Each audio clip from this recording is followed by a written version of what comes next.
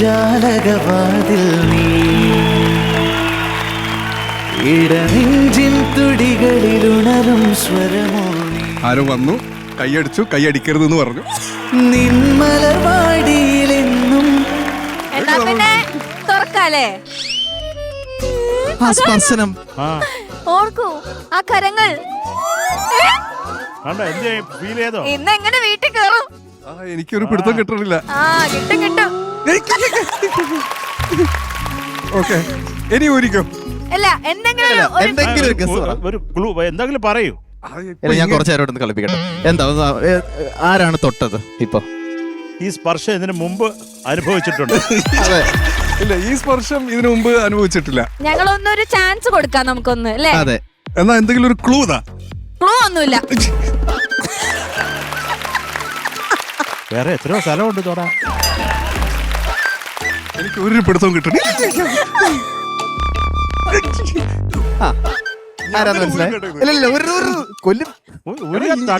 ഇങ്ങനെ ചെയ്യുന്ന ഫ്രണ്ട്സ് ആരെങ്കിലും ഉണ്ടോ? ഓക്കേ, എന്ത് ചെയ്യാൻ ഇങ്ങനത്തെ ഒരു ഫ്രണ്ട് ആയി പോയി. ആണോ? ഓക്കെ, ഇതെനിക്ക് മനസ്സിലായി ആരാണ്. ഒന്ന് പറഞ്ഞെന്നാ.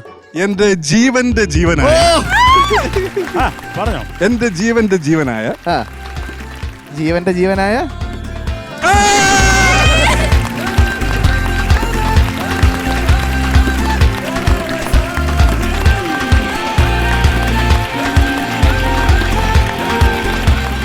കൊള്ളാം ബ്രോ, വീരേന്ദ്ര സേവാങ്ക് നന്നായിട്ട്.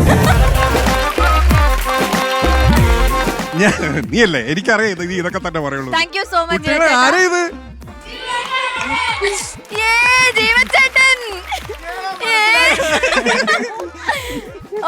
അല്ല, എനിക്ക് ചിരിയൊന്നും അറിയോ? എന്റെ ജീവന്റെ ജീവനായ എന്നാലും ഡൗട്ട്. ബാക്കി ഇനി അഴിച്ചിട്ട് പറയാം. ജീവന്റെ ജീവൻ മുഖം കണ്ടിട്ടാ ബാക്കി. എന്നാലും എങ്ങനെ മനസ്സിലായി? ഏത് തൊടല്ല മനസ്സിലായത്? അതായത് നമ്മള് വീട്ടിലിങ്ങനെ ഇടയ്ക്ക് കൂടും. അതെ. അപ്പൊ ആ സമയങ്ങളില് ഈ വക പരിപാടികളൊക്കെ ഉണ്ട് ഇടയ്ക്ക്. ഈ കാലിന്റെ പരിസരത്തൊക്കെ പിടിച്ചത് ഈ മനുഷ്യനാണെന്ന് എനിക്കറിയാം. അതല്ല, ഈ വൃത്തികെട്ട കൈ ഞാൻ എന്റെ മറവില് ജീവചേട്ടാ, എന്തോ ഷാനിക്കയെ കുറിച്ച് എന്തെങ്കിലും രണ്ട് വാക്ക് ഈ ഫ്ലോറിൽ വന്ന് പറഞ്ഞിട്ട് പോയെ. ഷാനിക്കയെ കുറിച്ച് ഞങ്ങൾക്ക് അറിയാത്ത എന്തെങ്കിലും പറയോ? നിങ്ങൾക്ക് അറിയാത്ത ഒന്നും ഇത്രയും ആൾക്കാരുടെ മുമ്പിൽ ഈ ലോകത്തോട് വിളിച്ചു പറയാൻ എനിക്ക് പറ്റില്ല. അതെ, അത് ആ രഹസ്യം ഞങ്ങളിൽ തന്നെ മരിക്കട്ടെ. ഒരാൾ അറിയാൻ ഞങ്ങൾ അനുവദില്ല. കാര്യം നിങ്ങൾക്കൊക്കെ ഷാനിക്കയെ ഭയങ്കര ഇഷ്ടമാണല്ലോ, അതങ്ങ് പോകും. ഇങ്ങോട്ട് നിന്നേ. അത്ര മോശമൊന്നുമല്ല, അത്ര കൂളും ഭയങ്കര ഭയങ്കര രസമാണ്. അതുകൊണ്ട് ഞങ്ങള് ആ രഹസ്യം നമ്മളിൽ തന്നെ അങ്ങ് നിക്കട്ടെ. വേറെന്തായാലും ഞാൻ പറയണം ഷാനിക്കയെ പറ്റി. പിന്നെ ഉറപ്പായിട്ടും എന്തായാലും വന്നില്ലേ രണ്ട്. ഞാനും ഷാനിക്കയും പരിചയപ്പെട്ടിട്ട് കറക്റ്റായിട്ട് പറയുവാണെങ്കിൽ 6 വർഷം, ഇത് 7ാമത്തെ വർഷം. അപ്പോൾ ഞങ്ങൾ ആദ്യം ഞങ്ങൾ ഒരു മ്യൂസിക് റിയാലിറ്റി ഷോയിലാണല്ലോ ആദ്യം പരിചയപ്പെടുന്നത്. വെളിയൊന്ന് വിളിക്കോ? അപ്പൊ ഇതുപോലെ പാറു വന്ന് നിന്നിട്ട് ഇൻട്രോ കൊടുക്കുന്ന പോലെ ഞാനും വന്ന് ഇൻട്രോ കൊടുത്തു. അപ്പൊ അവിടെ 3 ചെയർ ഇതേപോലെ കിടപ്പുണ്ട്. ആ ചെയറില് ഏതാണ്ട് നടുക്കൊക്കെ ആയിട്ടായിരിക്കും മിക്കവാറും ഇരിക്കുന്നത്. മിക്കവാറും പിന്നെ അങ്ങോട്ടും ഇങ്ങോട്ടൊക്കെ മാറിയും തിരിഞ്ഞൊക്കെ ഇരിക്കാറുണ്ട്. അപ്പൊ ഞാനിവിടെ ഒന്ന് ഇങ്ങനെ വിളിക്കും, പാപ്പാ എന്ന് വിളിക്കും. അപ്പൊ പാപ്പ വിളി കേൾക്കും. അങ്ങനെ തുടങ്ങിയാണ് ഞങ്ങളുടെ സൗഹൃദം. ഞങ്ങള് പിന്നെ ഒരു ക്രിസ്മസ് സമയമാണല്ലോ ഇത്. അപ്പൊ ഒരു ക്രിസ്മസ് സമയത്ത് ഞങ്ങള് നിർഭാഗ്യവശാൽ ഒരുമിച്ച് കൂടി. അന്ന് ഓർമ്മയില്ലേ മോനെ? അന്ന് എനിക്കൊന്ന് ന്യൂ ഇയർ എന്തായിരുന്നു അല്ലേ? ഓർമ്മയില്ല. എന്താ നീ പറഞ്ഞു വരുന്നേ? അന്ന് ന്യൂ ഇയർ ആണ്. അപ്പൊ ഞങ്ങൾക്ക് എവിടെങ്കിലും പോണോന്നുണ്ട്. ഞങ്ങൾ എവിടെയും ബുക്ക് ചെയ്തിട്ടില്ല. ഞങ്ങൾക്ക് എവിടെ ഇൻവിറ്റേഷനും ഇല്ല. അപ്പൊ ഞങ്ങളൊരു ദിവസം രാത്രി, ഈ പറഞ്ഞ ദിവസം രാത്രി വണ്ടി എടുത്തിട്ട് ഞങ്ങൾ പറഞ്ഞു, ഇന്ന് ന്യൂ ഇയർ അല്ലേ, അപ്പൊ നമുക്ക് എങ്ങോട്ടിലൊക്കെ പോവാം. ഇക്കയുടെ മുഖം കണ്ട ആരാ ഇൻവിറ്റേഷൻ തരാത്തെ? കൂട്ടത്തി ഞാനും കേറുന്നു. അപ്പൊ ഞങ്ങളിങ്ങനെ ആത്മകഥാഗതം പറഞ്ഞു, ഇപ്പോഴാകുമ്പോ പ്രോഗ്രാം ഒക്കെ നല്ല ഹിറ്റ് ആയിട്ടിരിക്കുക, നമുക്ക് പോയി നമ്മുടെ മുഖം ഒന്ന് കാണിച്ച് ഇതാണ് ഇൻവിറ്റേഷൻ എന്ന് പറഞ്ഞാലോ. കാരണം പല സ്ഥലങ്ങളിലും ഞങ്ങളുടെ മുഖങ്ങൾ ഉപയോഗിച്ച് കാര്യങ്ങൾ സാധിച്ചെടുത്തിട്ടുണ്ട്. ആ ഒരു എക്സ്പീരിയൻസിൽ ഞങ്ങൾ പറഞ്ഞു, ഈ ന്യൂ ഇയർ നമ്മളുടെ മുഖം നമ്മളെ നിരാശപ്പെടുത്തത്തില്ല, ഇല്ല നമുക്ക് പോവാന്ന് പറഞ്ഞു.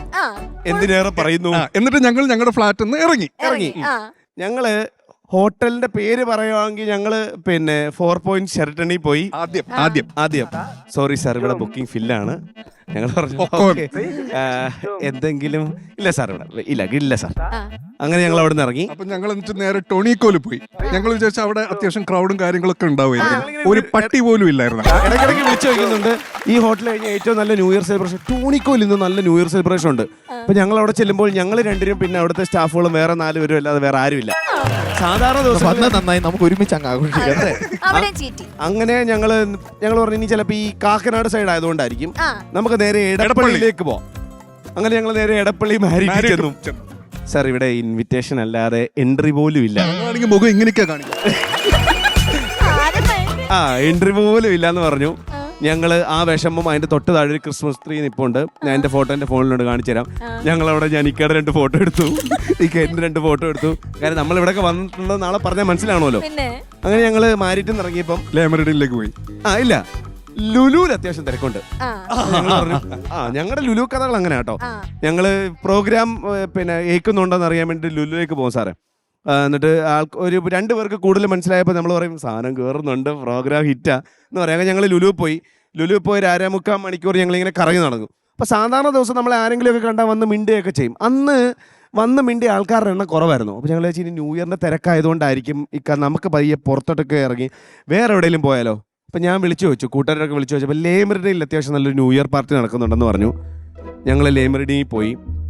അവരും പറഞ്ഞു സാർ അങ്ങോട്ടേക്ക് എൻട്രിയേ ഇല്ല, നിങ്ങൾ വേണം ഈ സൈഡിൽ പൊതുവഴി അതാണ് ആ റെസ്റ്റോറന്റ് ആ സൈഡാണ്, അവിടെ പോയി എന്തെങ്കിലും ഭക്ഷണം കഴിച്ചോളാൻ പറഞ്ഞു.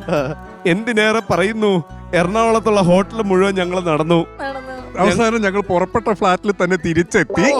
അങ്ങനെ ഞങ്ങളുടെ കുഞ്ഞു വെടിക്കെട്ടുകൾ ഞങ്ങള് ഹാപ്പി ന്യൂ ഇയർ പറയാൻ വേണ്ടിയിട്ടാണല്ലോ ഞങ്ങള് ആ സമയത്ത് ഒരുമിച്ചാകണം, എന്തെങ്കിലുമൊക്കെ സെലിബ്രേഷൻ വേണമെന്ന് പറഞ്ഞ് ഇറങ്ങിയാണല്ലോ.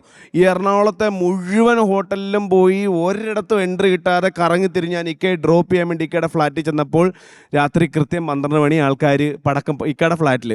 അവിടെ നിന്ന് ഞങ്ങൾ അങ്ങോട്ടും ഇങ്ങോട്ടും കെട്ടി പിടിച്ച് ഹാപ്പി ന്യൂ ഇയർ പറഞ്ഞു. പക്ഷേ അതിന് ഏറ്റവും വലിയ സന്തോഷം എന്ന് പറഞ്ഞു കഴിഞ്ഞാൽ ആ സമയത്ത് ഞങ്ങൾ ഒരുപാട് ഈ പറഞ്ഞ എറണാകുളത്തെ പ്രാന്തപ്രദേശങ്ങളിലൊക്കെ ന്യൂ ഇയർ സെലിബ്രേറ്റ് ചെയ്യാൻ വേണ്ടി അലഞ്ഞ ആ പയ്യന്മാർ അതിനുശേഷമുള്ള 4 or 5 ന്യൂ ഇയേഴ്സ് ഞങ്ങൾ ഒരുമിച്ചാണ് സെലിബ്രേറ്റ് ചെയ്തിട്ടുള്ളത്. ബർത്ത്ഡേയും ന്യൂ ഇയറും ഈ വർഷവും ഞങ്ങൾ ഒരുമിച്ചാണ് ബർത്ത്ഡേ ന്യൂ ഇയർ സെലിബ്രേറ്റ് ചെയ്യുന്നത്. ഈ വർഷവും അങ്ങനെ തന്നെ. അതും എവിടെയാണ് സെലിബ്രേഷൻ? എല്ലാം എനിക്കറിയാം, നമ്മുടെ സ്ഥിരം സ്ഥലം. ഞങ്ങളുടെ സ്ഥിരം സ്ഥലം. നമ്മൾ 1 വർഷം മുഴുവൻ കഷ്ടപ്പെട്ടിട്ട് ആ പൈസ മുഴുവൻ ദുബായിയുടെ രാജാവ് പറഞ്ഞിട്ടുണ്ട് എല്ലാം ഇവിടെ കൊണ്ടു തരണം. എന്നിട്ട് തിരിച്ച് 1-ാം തീയതി ന്യൂ ഇയർ ആഘോഷിച്ചിട്ട് തിരിച്ചു പോകുമ്പോൾ കയ്യിൽ 5 പൈസ ഇല്ലാതെ തിരിച്ചു വേണം പോകാൻ എന്ന് പറഞ്ഞിട്ടുണ്ട്. അങ്ങോട്ട് ഹാപ്പി ആയിട്ടോ തിരിച്ച് എഴഞ്ഞൊക്കെ വരും. അതെ, എല്ലാ ഭാഗത്തും ഓട്ടമായിട്ട് ഞങ്ങൾ തിരിച്ചു വരും. പിന്നെ 1 വർഷം നന്നായിട്ട് അധ്വാനിക്കും. അങ്ങനെ എനിക്ക് ഒരു റിയാലിറ്റി ഷോയിലൂടെ കിട്ടിയതാണ് ഇക്കെ.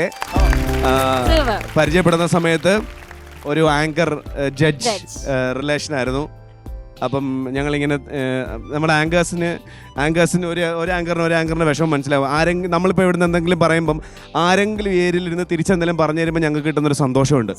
ഒരാളെങ്കിലും നമുക്ക് റെസ്പോണ്ട് ചെയ്യാനുണ്ടാവുമല്ലോ. അങ്ങനെ എനിക്ക് ആദ്യം എൻ്റെ റിയാലിറ്റി ഷോ ജീവിതത്തിൽ എൻ്റെ ഒരു ജനറൽ കാറ്റഗറി ചാനൽ എനിക്ക് ആദ്യമായിട്ട് റെസ്പോണ്ട് ചെയ്തെന്ന മനുഷ്യനാണ്. അതിനുശേഷം എൻ്റെ എല്ലാ കാര്യങ്ങളിലും ആദ്യത്തെ റെസ്പോൺസ് ഇവിടുന്ന് വന്നുകൊണ്ടിരിക്കുന്നത്. അത് നല്ലതാണേലും കെട്ടതാണേലും ഒക്കെ ഇവിടുന്ന് വന്നുകൊണ്ടിരിക്കുന്നത്. ആദ്യം ഷാനിക്കാന്ന് വിളിച്ചു തുടങ്ങിയിടത്ത് ഇപ്പം ഞാൻ എൻ്റെ കൂട്ടുകാരൻ ചങ്കത് ഞാൻ പറയുന്നില്ല, ഇപ്പം എൻ്റെ കൂടപ്പിറപ്പിന് തുല്യമാണ്. ഞങ്ങൾ ഒരമ്മയുടെ വയറ്റിൽ ജനിച്ചില്ലെന്നേ ഉള്ളൂ. പക്ഷേ 2 അമ്മമാരുടെ വായിന്ന് ഞങ്ങൾ തെറി കേൾക്കുന്നുണ്ട്, അങ്ങോട്ടും ഇങ്ങോട്ടും.